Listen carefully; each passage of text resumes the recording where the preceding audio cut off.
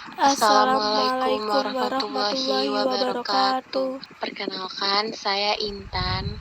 Saya Riaswana. Di sini kami akan mempresentasikan tentang geografi pariwisata di negara Indonesia. Iklim di Indonesia. Hampir seluruh wilayah Indonesia memiliki iklim tropis. Perairan yang hangat dan merata membentuk 81 derajat dari wilayah Indonesia, menyebabkan suhu di darat rata-rata sekitar 28 derajat Celcius di wilayah pesisir, 26 derajat Celcius di daerah pedalaman, dan sekitar 23 derajat untuk wilayah dataran yang lebih tinggi. Letak geografi Indonesia. Letak astronomi terletak di Indonesia 6 derajat lintang utara sampai 11 derajat lintang selatan, dan 95 derajat bintang timur sampai 141 derajat bintang timur.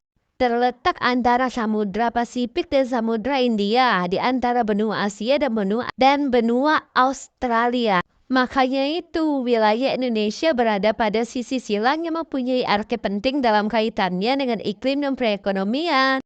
Agama di Indonesia. Ada 6 agama yang diakui oleh negara, sah dipeluk secara hukum dan administrasi secara negara, yaitu agama Islam, agama Kristen, agama Katolik, agama Hindu, agama Buddha, dan agama Konghucu.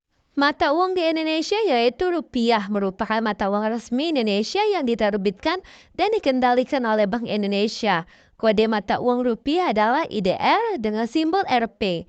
Pecahan uang kertas di Indonesia terdiri dari 1.000, 2.000, 5.000, 10.000, 20.000, 50.000, dan 100.000. Untuk mata uang koin yang beredar antara lain 1.000, 500, 200, 100, dan 50 perak. Selanjutnya ini ada pola aliran sungai di Indonesia. Yang pertama sungai dendritik, yang kedua sungai radial, yang ketiga sungai radial sentripetal, keempat sungai rektangular, kelima sungai trelis, keenam sungai paralel atau sejajar, yang ketujuh sungai radial sentrifugal, 8 sungai pinat, 9 sungai barbet, 10 sungai dranget, 11 sungai braidet. Politik dan ekonomi di Indonesia. Politik pada dasarnya menyangkut tujuan-tujuan masyarakat, bukan tujuan pribadi. Politik biasanya menyangkut kegiatan partai politik, tentara, dan organisasi kemasyarakatan. Interaksi antara pemerintah dan masyarakat dalam rangka proses pembuatan kebijakan dan keputusannya mengikat tentang kebaikan bersama masyarakat yang tinggal dalam suatu wilayah tertentu. Pertumbuhan ekonomi Indonesia tetap kuat di tengah perlambatan ekonomi global. Berikutnya ini adalah wisata-wisata di Indonesia. Yang pertama Mandalika, yang berada di Nusa Tenggara Barat atau bisa disingkat NTB. Mandalika ini mempunyai kawasan wisata seluas 10.035 hektar. Sejak tahun 2017, Mandalika diresmikan sebagai kawasan ekonomi khusus pariwisata. Mandalika mulai dibangun pada Oktober 2019 dan telah resmi dibuka. Yang kedua, Pulau Morotai yang berada di Maluku Utara. Pulau Morotai menyimpan berbagai macam pantai yang cantik dan titik selam yang menarik. Kota terbesar di sini adalah Daruba yang berada di bagian utara. Dari Daruba, sobat pesona bisa menjelajah beberapa pantai yang sungguh mempesona di sekitar Morotai, seperti Pulau Dodola di barat daya, Pantai Gorongo di timur laut, Pulau Kokoya di barat laut, Pulau Tabilang di bagian timur, serta Pantai Rorasa yang juga berada di bagian timur Pulau Morotai. Pulau Wakatobi yang berada di Sulawesi Tenggara. 4 pulau melambangkan Kabupaten Wakatobi terdiri dari Pulau Wangi-Wangi, Kaledupa, Tomia, dan Binongko, di mana Wakatobi merupakan singkatan dari nama 4 pulau tersebut. Candi Borobudur yang berada di Jawa Tengah. Borobudur pertama kali dibangun atas inisiatif Raja Samaratungga sekitar tahun 824 Masehi. Meski begitu, Candi Borobudur selesai dibangun menjelang tahun 500 Masehi pada masa pemerintahan Ratu Pramudawardhani, putri Raja Samaratungga. Arsitek yang berjasa dalam merancang candi tersebut ialah Gunadarma.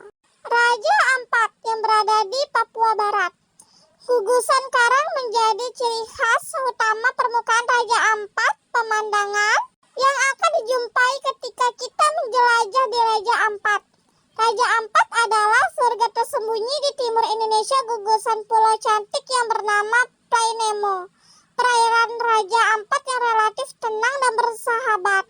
Taman Nasional Komodo yang berada di Nusa Tenggara Timur atau bisa disingkat NTT. Taman Nasional Komodo di Indonesia terdiri dari 3 pulau besar, yaitu Pulau Komodo, Pulau Rinca, dan Pulau Padar. Pulau Padar tidak dihuni oleh orang atau biawak Komodo. Ada juga 3 atau 4 pulau kecil lainnya di sekitar pulau ini. Danau Toba yang berada di Sumatera Utara atau bisa dikenal dengan Kota Medan. Danau Toba adalah danau alami berukuran besar di Indonesia yang berada di kaldera gunung supervulkan. Danau ini memiliki panjang 100 km, lebar 30 km, dan kedalaman 508 meter. Danau ini terletak di tengah Pulau Sumatera bagian utara dengan ketinggian permukaan sekitar 900 meter. Tanjung Kelayang yang berada di Bangka Belitung. Tanjung Kelayang memiliki sebaran batuan granit yang berumur 65 sampai 200 juta tahun yang lalu. Bahkan, konon nama Kelayang berasal dari batu granit berbentuk kepala burung Garuda yang ada di salah satu pulau di sana. Sekian presentasi dari kami. Jika ada salah kata kami memohon maaf. Terima kasih yang sudah mendengarkan presentasi kami.